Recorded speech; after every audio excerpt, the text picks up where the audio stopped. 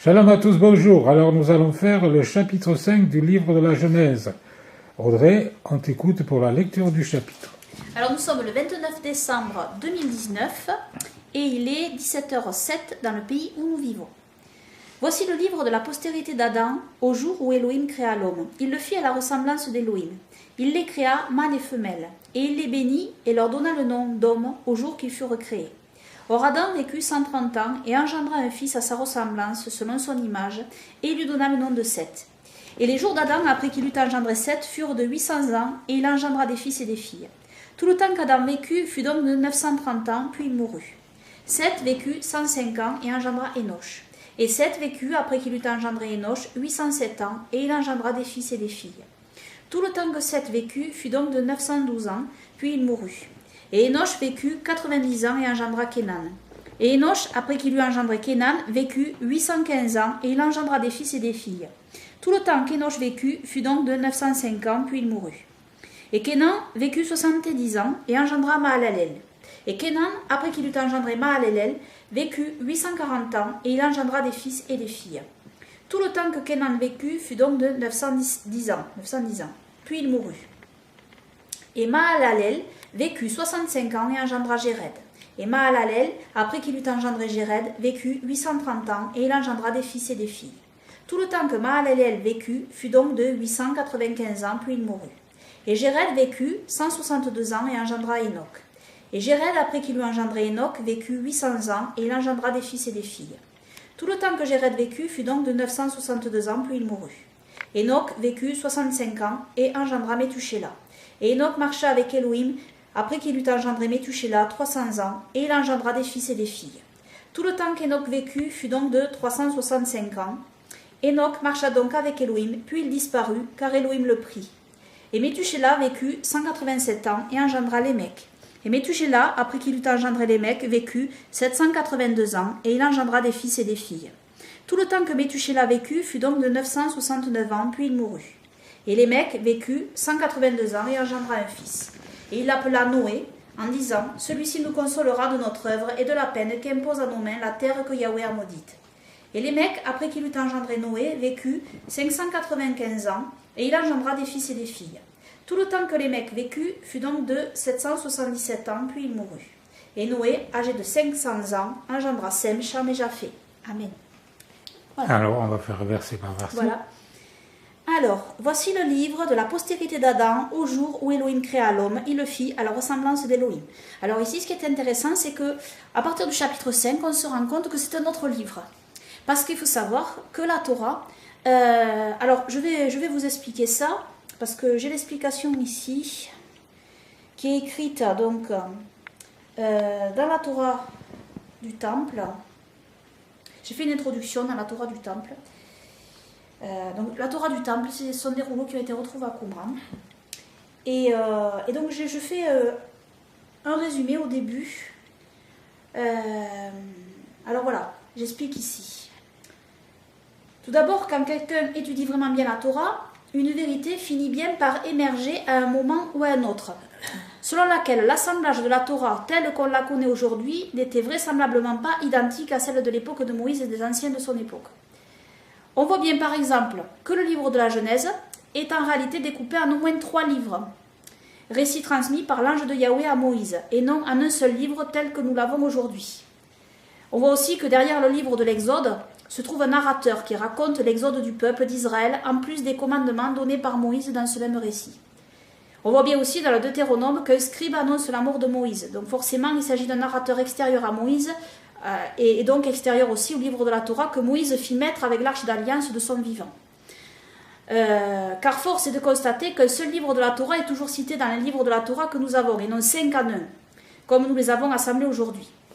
Et ce seul livre de la Torah devait à mon sens contenir le récit de la Genèse transmis par l'ange de Yahweh à Moïse, ainsi que tous les commandements énumérés les uns à la suite des autres, sans autre forme de récit. Et au fil du temps, une narration des faits a été rajoutée au commandement pour informer le peuple de l'histoire de ses pères et pour rendre le tout plus compréhensible pour le lecteur, jusqu'à en faire plusieurs livres.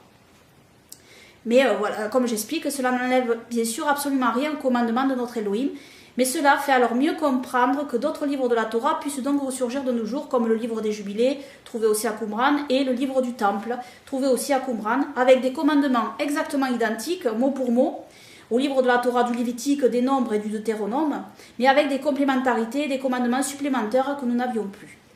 Donc voilà, je cite ça parce qu'en réalité, on vient de lire là, dans la Torah de la Genèse que c'est un autre livre, donc, puisque au début, on a commencé à lire du chapitre 1 à 4, et là au chapitre 5, tout d'un coup, on dit « Voici le livre de la postérité d'Adam ». Donc ici, c'est rajouté. Vous comprenez? Vous comprenez? C'est rajouté. Et il y en a un troisième aussi, hein, dans le livre de la Genèse. Donc on voit que la Genèse n'était pas un seul rouleau. Tous les livres de la Genèse ne faisaient pas un seul rouleau. Parce qu'un livre, ça veut dire un rouleau. À l'époque, c'était écrit sur des rouleaux. Donc voilà.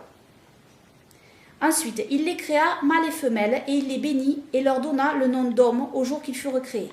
Alors ici, il faut regarder le texte hébreu, hein, que c'est important. Donc on va regarder le texte hébreu quand même. Donc voilà. Il leur donna donc voilà, et il les appela Adam.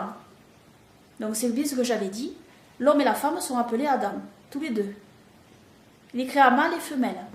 La femme est encore dans l'homme à ce moment-là, dans l'Adam, comme je l'avais expliqué dans les autres vidéos. Donc voilà. Or Adam vécut 130 ans et engendra un fils à sa ressemblance, selon son image, et il lui donna le nom de Seth. Là aussi, on peut faire remarquer que en fait, Seth est à l'image d'Adam et Adam est à l'image d'Élohim. Voilà. Et les jours d'Adam, après qu'il eut engendré Seth, furent de 800 ans et il engendra des fils et des filles. Tout le temps qu'Adam vécut fut donc de 930 ans, puis il mourut. Alors ici, il y a un détail qui est donné dans la Torah des Jubilés, c'est que Adam, notre père ancestral à tous, vécut 930 ans, puis il mourut. Alors dans la Torah des Jubilés, il y a un détail qui est donné. Alors je ne sais pas si je vais... On va le chercher ici. Je cherche un... Je ne sais pas si je vais le trouver de suite, par contre. Je ne sais plus où c'est. Tu te rappelles où c'est? Non. C'est quel détail? C'est quand, en fait, il est dit que Adam n'atteint pas 1000 ans, parce qu'il est écrit, en fait, que le jour où tu mangeras du fruit, tu mourras. Mais il n'avait pas fini donc le jour, parce que 1000 ans est comme un jour et un jour est comme 1000 ans. Donc il était toujours dans le premier jour, en fait. Voilà, c'est l'explication qui est donnée à la Torah des Jubilés. Donc voilà. Et Seth vécut 500 ans et engendra Énoch. Et Seth vécut, après qu'il eut engendré Énoch, 807 ans, et il engendra des fils et des filles. Tout le temps que Seth vécut fut donc de 912 ans, puis il mourut. Et Énoch vécut 90 ans et engendra Kénan. Et Énoch, après qu'il eut engendré Kénan, vécut 815 ans, et il engendra des fils et des filles. Tout le temps qu'Énoch vécut fut donc de 905 ans, puis il mourut. Et Kénan vécut 70 ans et engendra Mahalélel. Et Kénan, après qu'il eut engendré Mahalélel, vécut 840 ans, et il engendra des fils et des filles. Tout le temps que Kénan vécut fut donc de 910 ans, puis il mourut. Et Mahalélel vécut 65 ans et engendra Jéred. Et Mahalélel, après qu'il eut engendré Jéred, vécut 830 ans, et il engendra des fils et des filles. Tout le temps que Mahalélel vécut fut donc de 895 ans, puis il mourut. Et Jéred vécut 162 ans et engendra Enoch. Et Jéred, après qu'il eut engendré Enoch, vécut 800 ans, et il engendra des fils et des filles. Tout le temps que Jéred vécut fut donc de 962 ans, puis il mourut. Enoch vécut 65 ans et engendra Métuchéla. Et Enoch marcha avec Elohim après qu'il eut engendré Métuchéla 300 ans, et il engendra des fils et des filles. Tout le temps qu'Enoch vécut fut donc de 365 ans. Enoch marcha donc avec Elohim, puis il disparut, car Elohim le prit. Plus exactement, il est écrit aussi, oui, la traduction, puis il fut transféré, et Elohim le prit. Donc le fait qu'il soit écrit qu'Enoch vécut 365 ans, ça ne veut pas dire qu'il est mort. Il vécut 365 ans sur terre, avant d'être définitivement enlevé au ciel.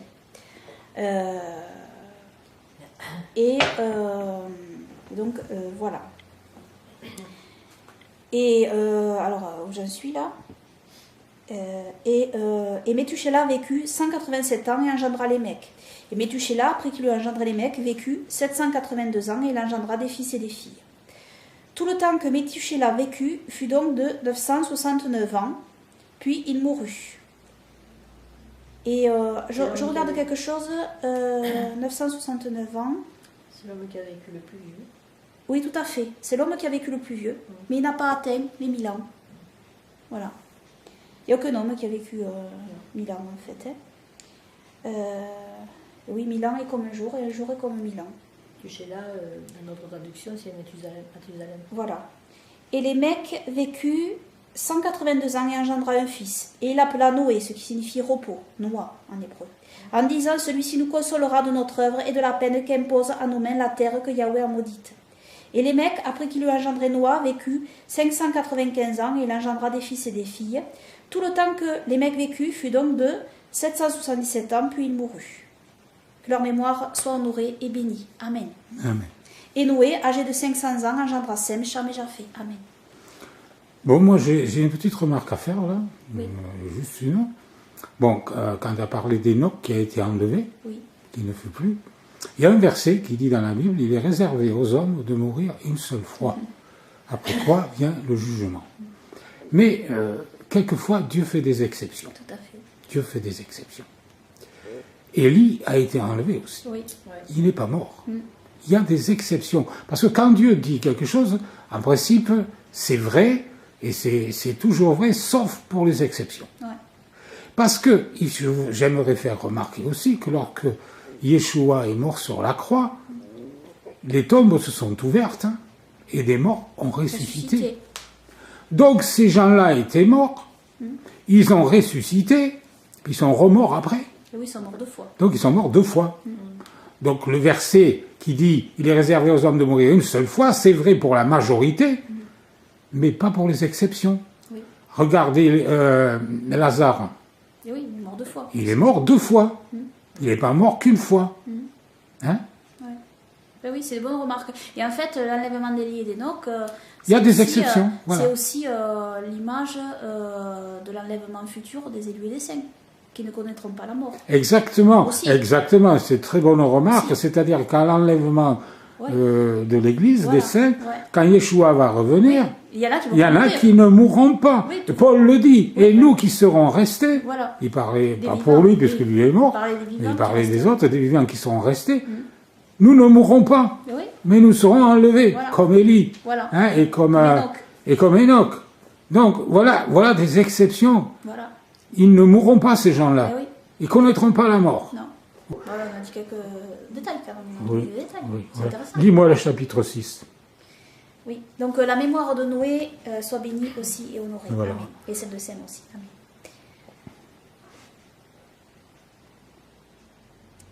Or, quand les hommes eurent commencé à se multiplier sur la face de la terre et que des filles leur furent nées, les fils d'Élohim virent que les filles des hommes étaient belles, et ils prirent des femmes d'entre toutes celles qui leur plurent. Et Yahweh dit, mon esprit ne contestera pas point dans l'homme à toujours. Alors je ne sais pas pourquoi il est marqué ne contestera pas, là, dans ma version. Il ne restera pas, non, normalement.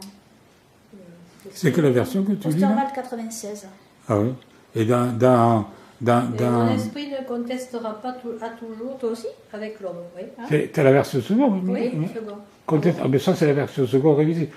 Moi, je crois que j'avais lu une version seconde où il disait pas ça. Il disait, non, mon esprit ne restera Mais pas, oui, je moi crois. aussi. Moi aussi, Dans il me semble que une, j'ai vu ça. version On va seconde. regarder le texte Me hébreu semble, quand hein. même. Ouais, On va regarder le voir, texte ouais, hébreu. on va voir le texte hébreu, ouais. Toujours bon de regarder le texte hébreu. C'est Voilà. intéressant. Parce que ici, le traducteur, des fois. Mon esprit... Ah, ils ont traduit en fait mon esprit. Alors, qu'est-ce qu'il y a écrit? Alors,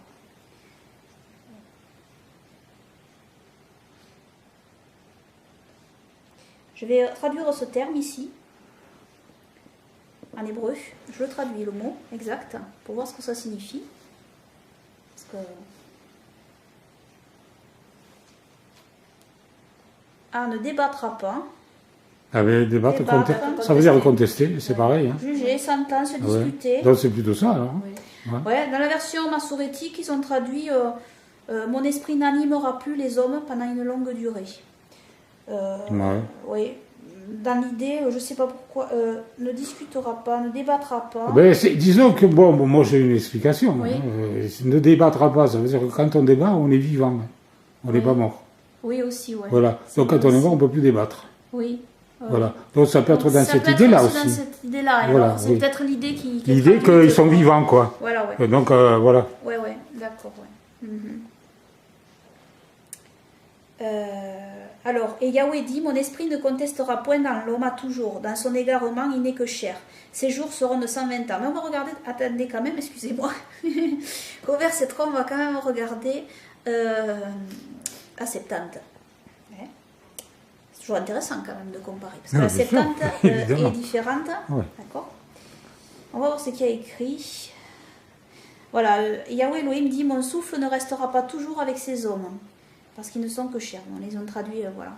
Ne restera pas. Et voilà, c'est ce que moi j'avais lu, il me semble bien, il y a quelques années, dans la version second que j'avais. Oui. Mon esprit ne restera pas, j'avais lu, oui. C'est ça, je crois bien. Dans son voilà. Mon esprit, donc, ne contestera point dans l'homme à toujours, dans son égarement, il n'est que chair, ses jours seront de 120 ans. Alors c'est une généralité, là, 120 ans. On continue à lire tout le chapitre, alors on fera verset par verset après. D'accord. Les géants étaient sur la terre en ce temps-là et aussi dans la suite, parce que les fils d'Élohim venaient vers les filles des hommes et leur donnaient des enfants. Ce sont ces hommes puissants qui, dès les temps anciens, furent des gens de renom. Et Yahweh vit que la malice de l'homme était grande sur la terre et que toute l'imagination des pensées de son cœur n'était que mauvaise en tout temps. Et Yahweh se repentit d'avoir fait l'homme sur la terre et il en fut affligé dans son cœur. Et Yahweh dit, j'exterminerai de dessus la terre l'homme que j'ai créé, depuis l'homme jusqu'au bétail, jusqu'au reptile et jusqu'à l'oiseau des cieux, car je me repens de les avoir faits. Mais Noah trouva grâce aux yeux de Yahweh. Voici les descendants de Noah. Noah fut un homme juste, intègre dans son temps. Noah marcha avec Elohim. Et Noah engendra 3 fils, Sem, Cham et Japheth. Et la terre était corrompue devant Elohim, et la terre était remplie de violence. Et Elohim regarda la terre, et voici elle était corrompue, car toute chair avait corrompu sa voix sur la terre. Et Elohim dit à Noah, la fin de toute chair est venue devant moi, car la terre a été remplie de violence par eux, et voici je vais la détruire avec la terre. Je vais les détruire avec la terre. Fais-toi une arche de bois de gopher. Tu feras l'arche par loge, et tu l'enduiras de bitume par dedans et par dehors. Et voici comment tu la feras. La longueur de l'arche sera de 300 coudées, sa largeur de 50 coudées et sa hauteur de 30 coudées. Tu feras une fenêtre à l'arche, et tu l'achèveras à une coudée par en haut. Et tu mettras la porte de l'arche sur son côté. Tu la feras avec un étage inférieur, un second et un troisième. Et moi, voici, je vais amener le déluge d'eau sur la terre pour détruire toute chair qui a souffle de vie de dessous les cieux. Tout ce qui est sur la terre expirera. Mais j'établirai mon alliance avec toi, et tu entreras dans l'arche, toi, tes fils, ta femme et les femmes de tes fils avec toi. Et de tout ce qui vit d'entre toutes chair, tu en feras entrer 2 de chaque espèce dans l'arche pour les conserver en vie avec toi. Ils seront mâles et femelles. Des oiseaux selon leur espèce et des bêtes selon leur espèce, de tout reptile du sol selon son espèce, 2 de chaque espèce viendront vers toi pour que tu les conserves en vie. Et toi, prends de tout aliment qui se mange et fais en provision par devers toi, afin que cela te serve de nourriture ainsi qu'à eux. Et Noah le fit, il fit tout ce qu'Élohim lui avait commandé. Amen. Donc ici, il y a beaucoup de choses à dire. Au verset 2, en fait, il faut bien revenir à la version hébraïque pour bien comprendre. On va lire la version hébraïque. Il est écrit, alors ils ont traduit, or quand les hommes eurent, enfin là c'est la version massorétique, or quand les hommes eurent recommencé à se multiplier sur la terre et que des filles leur naquirent, donc littéralement il y a écrit, or quand l'Adam eut commencé à se multiplier sur la terre, c'est important les termes ici, Adam, à se multiplier sur la terre et que des filles leur naquirent. Et ensuite nous avons les fils d'Élohim, les fils de l'Élohim, trouvèrent que les filles de l'Adam étaient belles. Parce que ça, il faut bien le faire remarquer dans la version hébraïque. Parce qu'il y en a qui disent, non, les fils d'Élohim ici décrits, c'est pas des anges. C'est des êtres humains qui sont allés avec... parce qu'il y a aussi des gens qui contestent que ça parle d'anges ici. Mais on sait que la dénomination de fils d'Élohim, c'est aussi allié aux anges. Et ici... Le texte hébreu est sans ambiguïté, parce qu'il est dit, les fils de l'Élohim trouvèrent que les filles de l'Adam étaient belles. On voit très bien qu'il y a une distinction très claire entre les fils de l'Élohim et les fils d'Adam, les filles d'Adam. En fait, c'est important là ici. Et ils choisirent pour femmes toutes celles qui leur convinrent. Après, Yahweh dit, Mon esprit n'animera plus les hommes pendant une longue durée, car lui aussi devient chair. Leurs jours seront réduits à 120 ans. Après, très important aussi dans le texte hébreu, les Néphilim. Voilà, parce que c'est traduit par les géants. Mais bien comprendre qu'il est écrit les Néphilim en hébreu, qui signifie les déchus. Ceux qui ont D'ailleurs, il y a un passage, je crois que c'est Pierre, hein, si je ne me trompe pas, qui dit que les anges qui ont perdu leur dignité, il parle. Donc, il dit bien Pierre que c'est des anges. C'est des anges déchus, voilà. oui, tout à fait, oui. Les Néphilim, je mettrai le texte en bas dans la vidéo. Oui. Les Néphilim, donc les déchus, parurent sur la terre à cette époque. Et aussi depuis. Alors ça c'est très important aussi. Et aussi dans la suite. C'est-à-dire à cette époque, avant le déluge, et aussi dans la suite. Ils parurent après le déluge. Parce qu'en fait, quand les Israélites sont entrés dans le pays promis, il y avait des Néphilim, des descendants de Néphilim. C'est écrit dans le texte. Ils étaient moins grands. Hein, parce qu'à l'époque d'avant le déluge, quand on lit le livre d'Enoch, ce sont des titans. Et à mon sens, moi je le comprends comme quoi ils pouvaient prendre des formes titanesques. Hein. Et d'ailleurs, ce qui est frappant, c'est que dans la mythologie grecque, ce sont des titans. C'est expliqué dans le testament de Ruben, comment ça s'est passé. Ouais. Ruben explique qu'ils ont pris des apparences d'hommes. Les Néphilim, donc, je reviens sur le mot, est donc très important ici, parce qu'on a traduit géant. Les Néphilim, c'est les déchus, parurent sur la terre. Alors les déchus, c'est les anges déchus. Bien évidemment, c'est écrit dans le texte. Les gens qui contestent, c'est pas possible. Parurent sur la terre à cette époque et dans la suite. Lorsque les fils de l'Élohim se mêlaient aux filles de l'Adam et qu'elle leur donnait des enfants. Plus exactement, qu'elle leur enfantait. Hein, il est écrit dans le texte. Ce furent ces forts d'autrefois, ces hommes si renommés. Alors le terme, alors il y a plusieurs traductions. Il y a dit, ce furent ces hommes vaillants. Ces hommes vaillants, mais il n'y a pas écrit homme en fait. Ageborim, le terme hébraïque, et c'est pour ça qu'ils ont traduit c'est fort dans le texte massorétique. Hein. Ageborim, plus exactement, selon moi, selon ma traduction, ça signifie ces guerriers d'autrefois. Ce furent ces guerriers d'autrefois, ces anéchim si renommés. Alors ces anéchim ici, ces hommes si renommés, revoir aussi mes études sur la marque de la bête, sur ma dernière étude sur les 144 000 aussi. Parce qu'il y a une différence entre le mot Ish et le mot Adam. Alors le mot Ish est souvent traduit par homme également. Mais comme je l'ai expliqué, le mot Ish, anéchim au pluriel, c'est aussi la traduction plus générale qui traduit, c'est vrai, l'homme, mais pas uniquement les chérubins, les anges, etc. Et la bonne traduction, c'est ces créatures, si renommées en réalité. Le mot homme, c'est Adam, vraiment. Donc voilà. Moi, il y a écrit héros. Oui. C'est fameux dans l'Antiquité. Alors, héros, c'est en hébreu, c'est Gibor, quoi. Agiborim. Gibor, c'est puissant, hein, c'est fort. Donc, et ça peut être traduit aussi par guerrier. Voilà. Donc voilà, je trouvais ça intéressant à faire remarquer pour bien vraiment comprendre le passage ici avec la version hébraïque. Et Yahweh vit que la malice de l'homme était grande sur la terre et que toute l'imagination des pensées de son cœur n'était que mauvaise en tout temps. Et Yahweh se repentit d'avoir fait l'homme sur la terre, il en fut infligé dans son cœur. Alors, imaginez bien que, avant de connaître moi le livre d'Enoch, la Torah des Jubilés, j'étais loin d'imaginer l'état en fait de la terre avant le déluge. Bon, c'est vrai qu'on imaginait que les hommes étaient violents entre eux, que voilà, ils s'entretuaient, etc.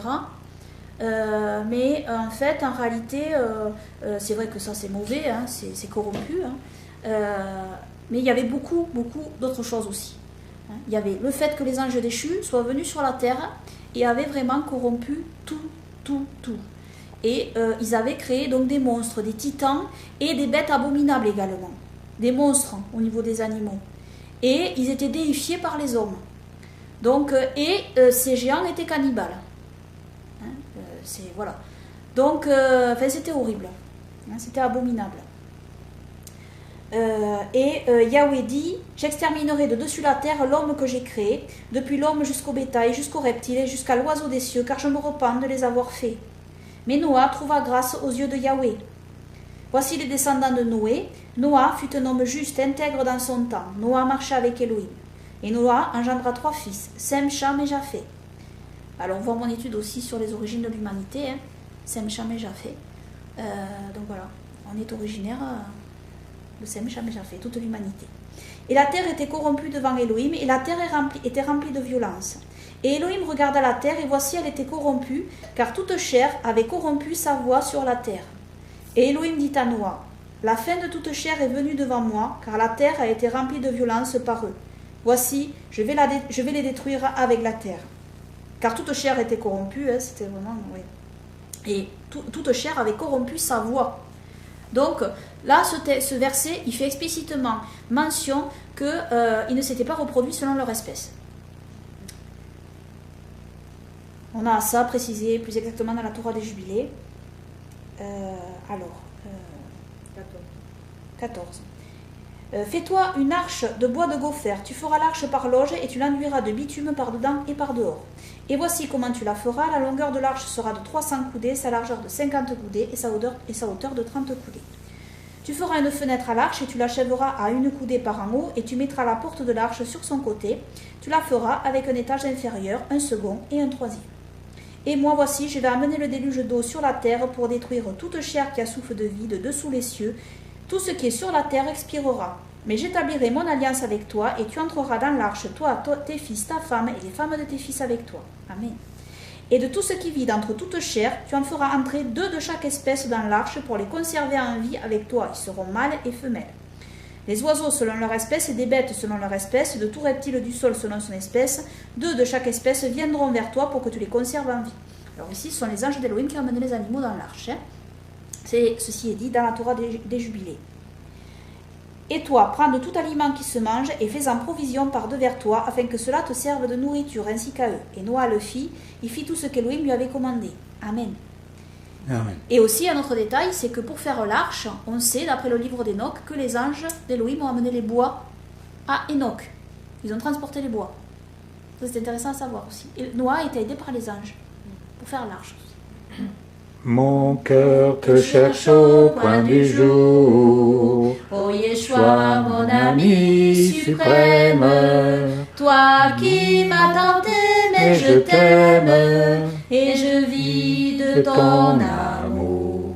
Mon âme est attachée à toi, et tu fais ta demeure en moi. Je sens ton cœur battre en mon cœur, et ta présence est mon bonheur.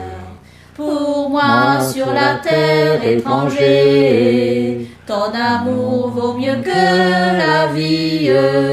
Yeshua, pour mon âme ravie, n'es-tu pas le bon berger? Mon âme est attachée à toi, et tu fais ta demeure en moi. Je sens ton cœur battre en mon cœur, et ta présence est mon bonheur. Devant ton merveilleux amour, en t'adorant mon âme heureuse, triomphe et célèbre joyeuse tes bontés de chaque jour.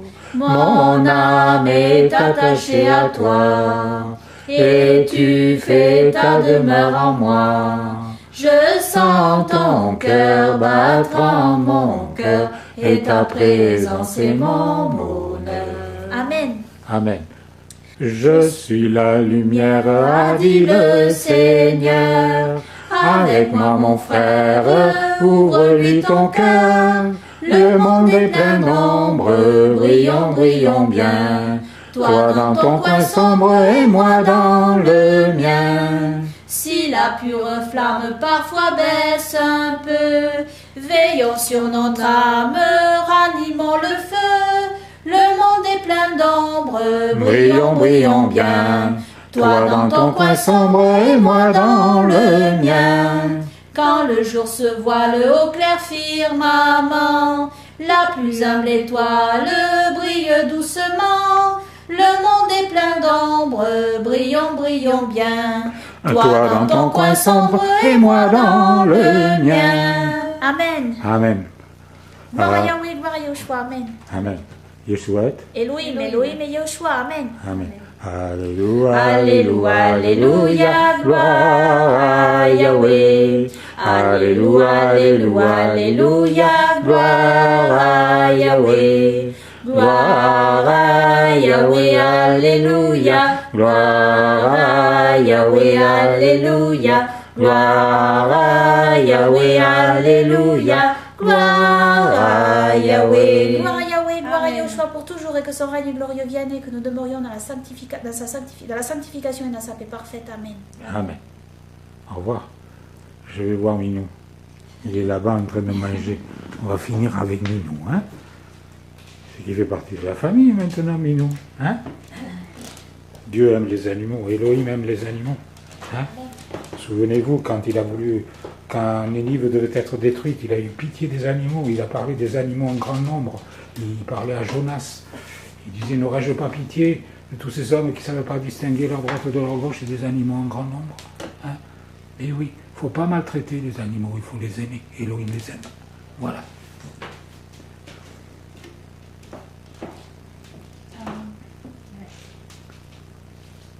T'as quelque chose à rajouter, Mireille?